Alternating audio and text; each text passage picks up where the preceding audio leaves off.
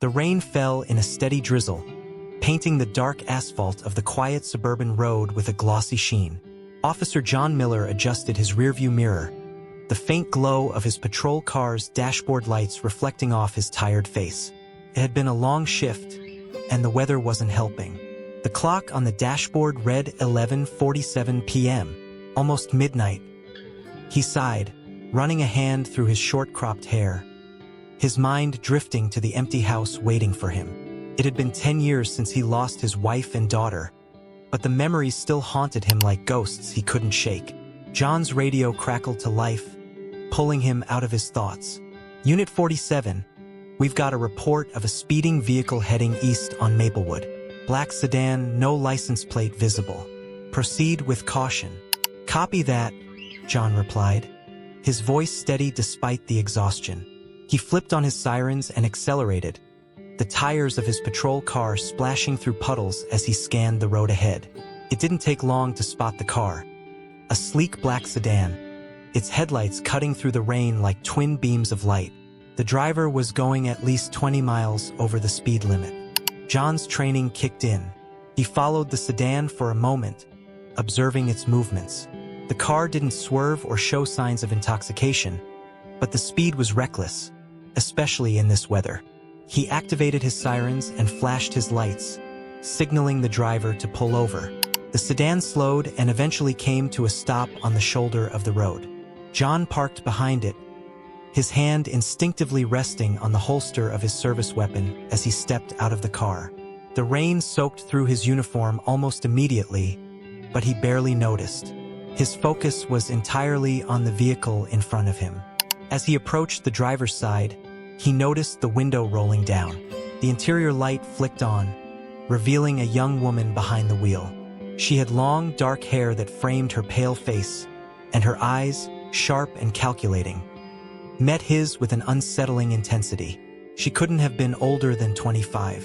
"Evening, ma'am," John said, his tone professional but firm. "Do you know why I pulled you over?" The woman didn't respond immediately. Her lips pressed into a thin line, and her hands tightened on the steering wheel. For a moment, John thought she might try to drive off, but then she relaxed slightly and shook her head. "No, officer. I wasn't aware I was doing anything wrong." John raised an eyebrow. "You were going 65 in a 45 zone. In this weather, that's not just wrong. It's dangerous. License and registration, please." The woman hesitated, then reached into the glove compartment. As she handed over the documents, John's eyes caught something on her wrist. A tattoo. It was small but intricate, a series of interlocking symbols that formed a circular pattern. His breath hitched. He knew that tattoo. He'd seen it before, years ago, in a case file that had haunted him for a decade. His mind raced. The tattoo was the symbol of a shadowy organization he'd investigated after the murders of his wife and daughter.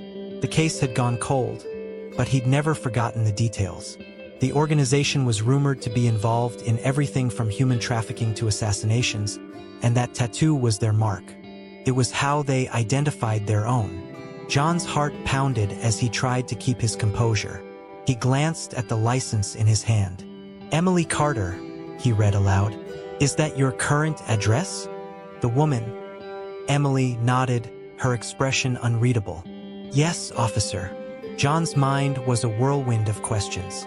Was she a member of the organization, a victim, or something else entirely? He needed to tread carefully. "Step out of the car, please," he said, his voice calm but authoritative. Emily's eyes narrowed, but she complied, opening the door and stepping into the rain. She was taller than he'd expected, her posture straight and confident. She wore a leather jacket over a simple black shirt, and her jeans were tucked into combat boots. She looked like someone who could handle herself in a fight. John gestured for her to move to the side of the road, away from the car. "Do you have any weapons on you?" he asked, his hand still resting on his holster. Emily shook her head. "No, officer. I'm clean." John nodded, but he wasn't taking any chances. "I'm going to pat you down for my safety and yours. Is that okay?" She hesitated, then nodded again. "Go ahead." As John performed the pat-down, His mind kept circling back to the tattoo. He needed to know more, but he couldn't let on how much it meant to him. "That's an interesting tattoo," he said casually, trying to keep his tone light. "What's it mean?" Emily's expression didn't change, but he noticed a flicker of something in her eyes. Fear? Anger? It was hard to tell. "It's just something I got when I was younger," she said. "Doesn't mean anything." John didn't believe her, but he didn't press further. Not yet. He finished the pat down and stepped back. "All right, Ms. Carter. I'm going to run your information. Wait here, please." As he walked back to his patrol car, his mind was racing. This couldn't be a coincidence. That tattoo, the timing, the way she carried herself. It all added up to something bigger than a simple speeding ticket.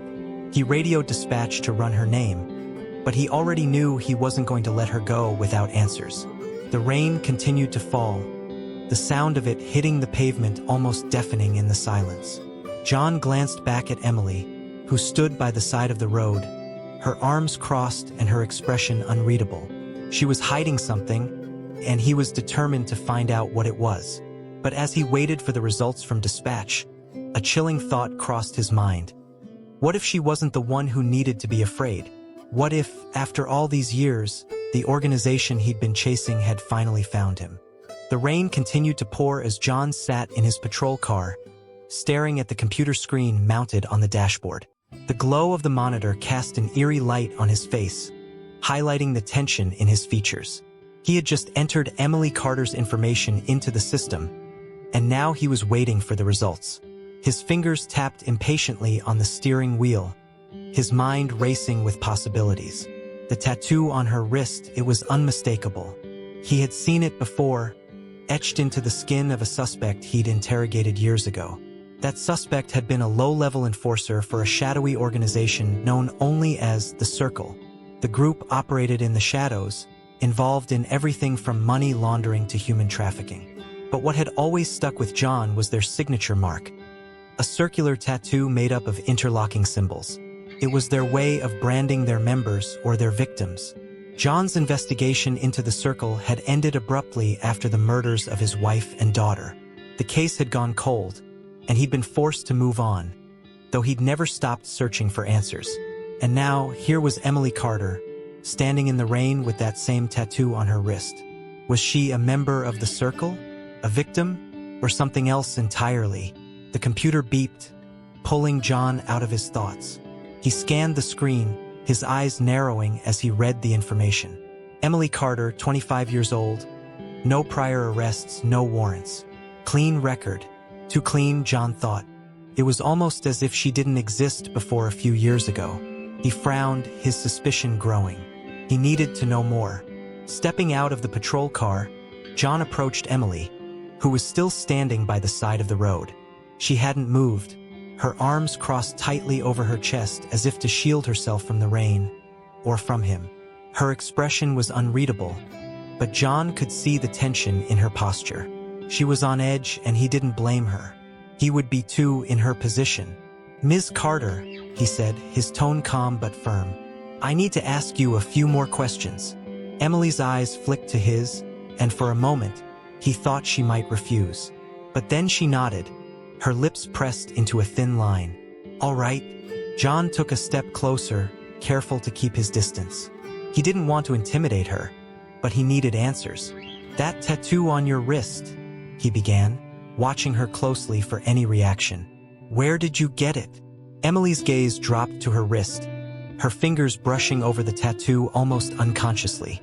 "I told you," she said, her voice steady but guarded. "I got it when I was younger. It doesn't mean anything." John didn't believe her. He could see the way her jaw tightened, the way her eyes avoided his. She was hiding something. "You know," he said slowly, "I've seen that tattoo before, on someone else. Someone who was involved in some pretty bad stuff." Emily's head snapped up, her eyes locking onto his. For a moment, she looked almost afraid, but then her expression hardened. "I don't know what you're talking about," she said, her voice cold. "It's just a tattoo." John studied her for a moment, then decided to push further. "The Circle," he said, his voice low. That's what they call themselves, isn't it? The people who use that symbol. Emily's breath hitched, and for a split second, John saw a flicker of fear in her eyes. But then she looked away, her shoulders stiffening. I don't know what you're talking about, she repeated, though her voice wavered slightly. John took a step closer, his tone softening. Look, Emily, he said, using her first name deliberately. I'm not here to hurt you. But if you're in trouble, if you're mixed up with these people, I can help you.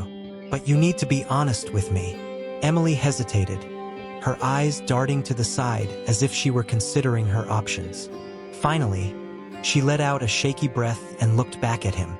You don't understand, she said, her voice barely above a whisper.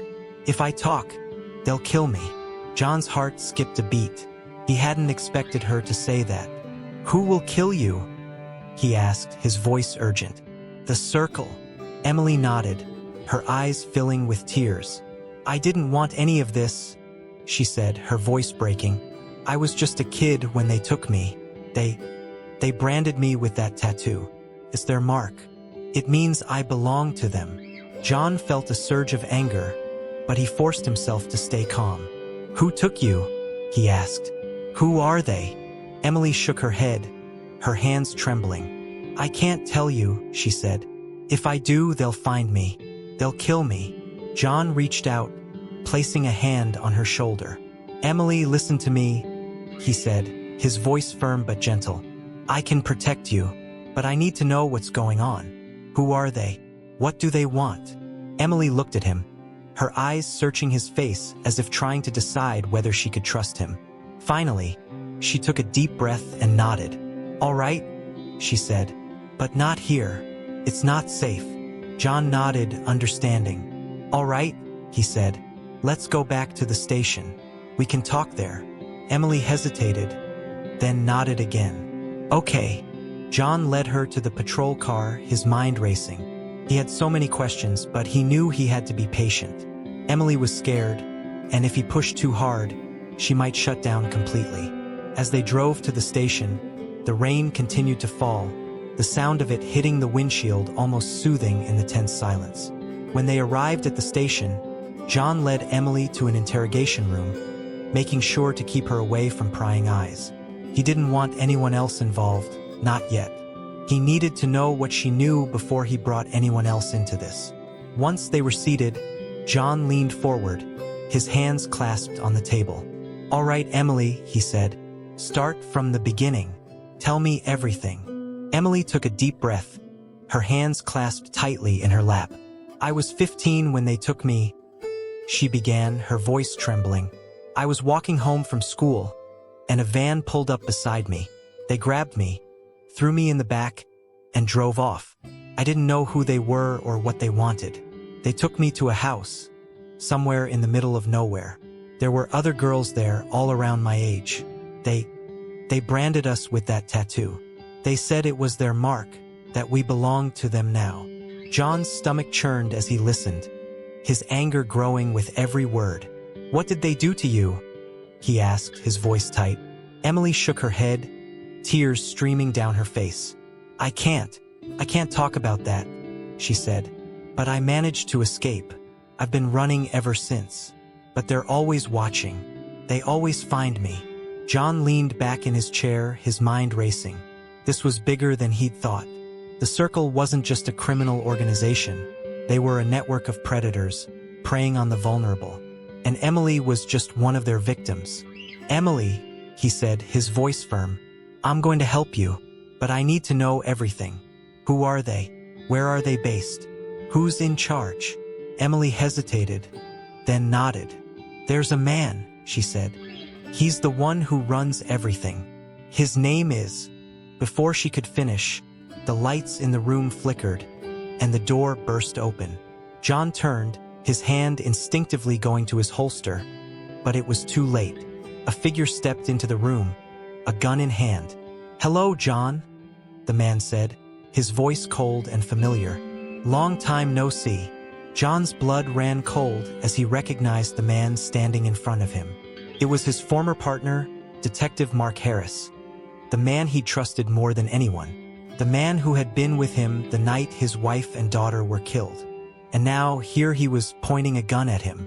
"Mark," John said, his voice barely above a whisper. "What the hell are you doing?" Mark smiled, but there was no warmth in it. "I think you know," he said. "You've been asking too many questions, John. And now, it's time to put an end to it." John's mind raced as he realized the truth. Mark had been working for the Circle all along.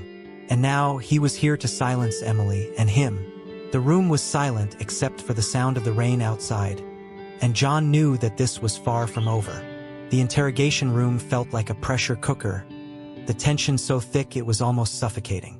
John's hand hovered over his holster, his eyes locked on Mark Harris, the man he had once called a friend, a partner. Mark's gun was steady, aimed directly at John, but his gaze flicked briefly to Emily, who sat frozen in her chair, her face pale with fear. "Mark," John said again, his voice low and measured, "put the gun down. We can talk about this." Mark's lips curled into a cold smile. "Talk? You think there's anything left to talk about, John? You've been digging where you shouldn't, asking questions, stirring up trouble. And now you've found her." He gestured toward Emily with the barrel of his gun. "She was supposed to disappear, but you just couldn't let it go. Could you?" John's mind raced, pieces of the puzzle falling into place. Mark had been involved with the Circle all along. He had been the one feeding them information, covering their tracks. And he had been there the night John's family was killed. The realization hit John like a punch to the gut. "You," he said, his voice trembling with barely contained rage. "You were the one who tipped them off.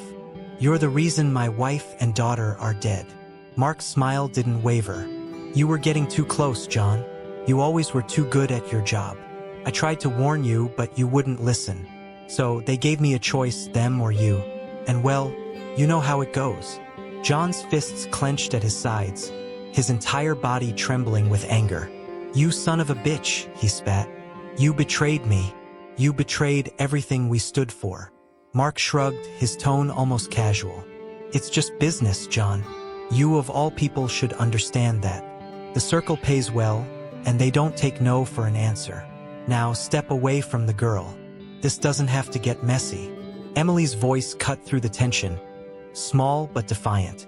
"You're not taking me back," she said, her eyes blazing. "I'd rather die than go back to them." Mark's gaze shifted to her, his expression hardening. "You don't get a choice, sweetheart. You belong to the Circle. Always have, always will." John saw his chance. While Mark's attention was on Emily, he moved. In one swift motion, he drew his weapon and fired, the shot echoing through the small room. Mark staggered back, clutching his shoulder, his gun clattering to the floor. John didn't hesitate. He lunged forward, tackling Mark to the ground and pinning him down. "Emily, run!" John shouted, his voice urgent. "Get out of here!" Emily hesitated for a split second, then bolted for the door. Mark struggled beneath John, his face twisted in pain and fury. "You're making a mistake, John," he snarled. "You have no idea what you're up against." John pressed his knee into Mark's injured shoulder, eliciting a cry of pain. "I know exactly what I'm up against," he said through gritted teeth. "And I'm not letting you win. Not this time." Mark laughed, a harsh, bitter sound. "You think this changes anything? The Circle is everywhere, John. You can't stop them. And now, you've just signed your own death warrant." John didn't respond. He reached for his handcuffs and secured Mark's wrists, ignoring the man's protests. His mind was already racing ahead. He needed to find Emily. He needed to keep her safe. As he stood, he heard the sound of footsteps approaching. The door burst open, and two officers rushed in, their weapons drawn. "What the hell is going on?" one of them demanded, his eyes wide as he took in the scene. John didn't have time to explain. "Detective Harris is under arrest," he said quickly. "Secure him and call for backup. And find Emily Carter. She's in danger." The officers exchanged confused glances but didn't argue. They moved to restrain Mark, who was still cursing under his breath. John didn't wait. He ran out of the room, his heart pounding as he searched for Emily. The station was in chaos, officers scrambling to respond to the gunshot. John pushed through the crowd, his eyes scanning every corner. Where had she gone? He couldn't let the circle get to her. Not again. He spotted her near the back exit, her figure silhouetted against the rain-soaked night. She was hesitating, looking back and forth as if unsure where to go. John called out to her, his voice cutting through the noise. "Emily, wait!" She turned, her eyes wide with fear. "They're coming," she said, her voice trembling. "I can feel it. They're always watching." John reached her, placing a hand on her shoulder. "I won't let them take you," he said firmly. "But you need to trust me. Tell me everything you know. Who's in charge of the circle? Where are they based?" Emily hesitated, her eyes darting around as if expecting someone to appear at any moment. Finally, she nodded. "There's a man," she said. "He's the one who runs everything. His name is Victor Kane. He's the one who took me. He's the one who branded me." John's jaw tightened. Victor Kane. The name sent a chill down his spine. He had heard it before, whispered in the darkest corners of his investigations. Kane was a ghost, a shadowy figure who controlled the circle from behind the scenes. If Emily was telling the truth, then Kane was the key to bringing the entire organization down. "Where is he?" John asked, his voice urgent. "Where can I find him?" Emily shook her head. "I don't know. He moves around, never stays in one place for long. But there's a warehouse on the outskirts of the city. That's where they took me. That's where they do their business." John nodded, his mind already forming a plan. "All right," he said. "We'll start there. But first, we need to get you somewhere safe." Emily's eyes filled with tears. "There is no safe place," she said. "Not as long as they're out there." John's expression softened. "I'll protect you," he said. "I promise." As they stepped out into the rain, John couldn't shake the feeling that they were being watched. The circle was always one step ahead, and he knew this was far from over. But for the first time in years, he felt a glimmer of hope. He had a lead, he had a name, and he had Emily. But as they drove away from the station, John couldn't ignore the nagging thought in the back of his mind. Emily had said something earlier that had stuck with him. "They branded me with that tattoo. It's their mark. It means I belong to them." And then there was the way she had looked at him, the way she had hesitated when he asked about Victor Kane. There was more to her story, more than she was telling him. And John couldn't shake the feeling that the truth, when it finally came out, would be more shocking than anything he could have imagined. The rain had turned into a downpour, the windshield wipers of John's car struggling to keep up as they sped through the darkened streets. Emily sat in the passenger seat, her hands clenched tightly in her lap, her eyes darting nervously to the side mirrors. John could feel the tension radiating off her, but he kept his focus on the road. They were heading to the warehouse Emily had mentioned, a place she said was one of the circle's operational hubs. It was a long shot, but it was the only lead they had. "Are you sure about this?" Emily asked, her voice barely audible over the sound of the rain. "What if they're waiting for us?" John glanced at her, his expression grim but determined. "Then we'll be ready," he said. "But we can't let them keep operating in the shadows. If we take down this warehouse, we might be able to cripple their operations, or at least get closer to Victor Kane." Emily nodded, but her face was pale, her fear palpable. John couldn't blame her. After everything she'd been through, walking back into the lion's den was the last thing she'd want to do. But she had insisted on coming, saying she knew the layout of the building and could help him navigate it. John had reluctantly agreed, though he made her promise to stay close and follow his lead. As they approached the outskirts of the city, the buildings grew sparse, replaced by industrial complexes and abandoned lots. The warehouse Emily had described was located in one of the most desolate areas, a place where no one would think to look. John parked the car a few blocks away, not wanting to alert anyone to their presence. He turned to Emily, his voice low but firm. "Stay behind me," he said. "If anything happens, you run. Don't look back. Understand?" Emily nodded, though her eyes were wide with fear. "I understand." They stepped out into the rain, the cold water soaking through their clothes almost instantly. John led the way, his hand resting on the grip of his gun as they moved silently through the shadows. The warehouse loomed ahead, a hulking structure of rusted metal and broken windows. It looked abandoned, but John knew better. The circle didn't operate in places that drew attention. As they approached the building, John noticed a faint light coming from one of the windows. He signaled for Emily to stop, then crept closer, peering inside. What he saw made his blood run cold. The warehouse was far from empty. Dozens of people moved about inside, their faces obscured by masks. Crates were stacked against the walls, and John could see weapons, drugs, and other contraband being sorted and packed.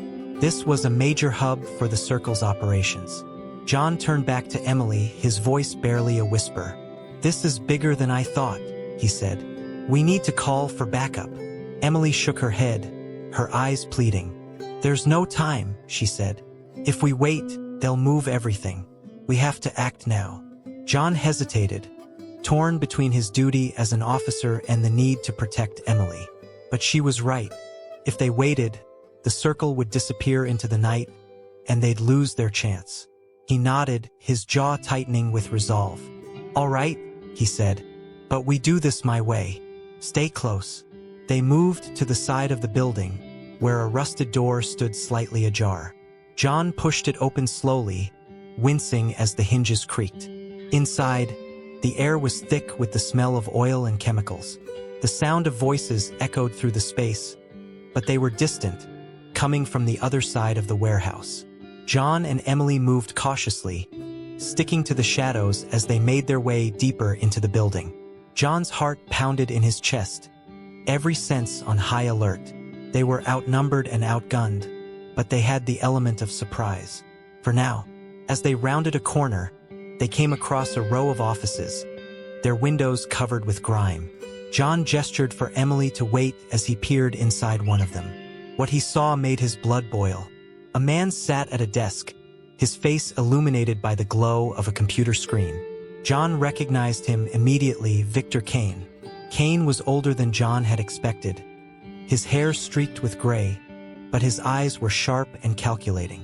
He was speaking to someone on the phone, his voice low and commanding. John couldn't make out the words, but he didn't need to. This was the man who had destroyed his life, who had taken everything from him. John turned to Emily, his voice a harsh whisper. "That's him," he said. "Victor Kane." Emily's eyes widened, and for a moment, she looked almost guilty. But before John could question it, she nodded. "What's the plan?" John took a deep breath, his mind racing. "We take him down," he said. "But we need to be careful. He's not going to go quietly." They moved toward the office, John leading the way. But as they reached the door, Emily suddenly grabbed his arm, her grip tight. "John, wait," she said, her voice trembling. "There's something I need to tell you." John frowned, his impatience growing. "What is it?" Emily hesitated, her eyes filled with a mixture of fear and regret.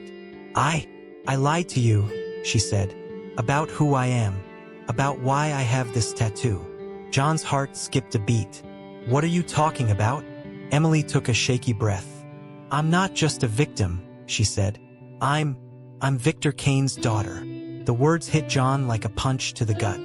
He stared at her, his mind struggling to process what she'd just said. "What?" he whispered, his voice barely audible. Emily's eyes filled with tears. "I didn't want to tell you," she said. "I was afraid you wouldn't help me if you knew. But I can't keep lying to you. I'm sorry." John's mind raced, the pieces of the puzzle finally falling into place. That's why she had hesitated earlier. That's why she knew so much about the circle. She wasn't just a victim. She was part of it. Before John could respond, the door to the office swung open, and Victor Kane stepped out, a gun in his hand. His eyes landed on John, and a cold smile spread across his face. Well, he said. "Look who decided to join us." John raised his weapon, his heart pounding. "It's over, Kane," he said. "You're under arrest." Kane laughed, a harsh, bitter sound. "You really think it's that simple?" he said. "You're outnumbered, outgunned, and out of time." John's grip tightened on his weapon, but before he could react, Emily stepped forward, her hands raised. "Dad, stop," she said, her voice trembling. "This has to end. Please." Kane's expression softened for a moment, but then it hardened again. "You betrayed me," he said, his voice cold. "You betrayed your family." Emily shook her head, tears streaming down her face. "I didn't want this," she said. "I never wanted any of this." Kane's eyes flicked to John, then back to Emily. "You always were too soft," he said, "just like your mother." And then, before anyone could react, Kane raised his gun and fired. The shot echoed through the warehouse, and Emily crumpled to the ground, a look of shock on her face. "No!" John shouted, his voice raw with anguish. He fired at Kane, the bullet hitting him in the chest. Kane staggered back, his gun falling from his hand as he collapsed to the ground. John rushed to Emily's side, his hands trembling as he checked for a pulse. She was still breathing, but barely. Her eyes fluttered open, and she looked up at him, her voice barely a whisper. "I'm sorry," she said. "I just wanted to make things right." John's vision blurred with tears as he cradled her in his arms. "You did," he said. "You did." But it was too late. Emily's eyes closed, and her body went still. John held her tightly, his heart breaking as the rain continued to fall outside. The circle was gone, but the cost had been too high. As the sound of sirens filled the air, John knew that this was far from over. The fight against the circle had ended, but the scars it had left behind would never heal. And as he looked down at Emily's lifeless body, he knew that he would carry the weight of her sacrifice for the rest of his life.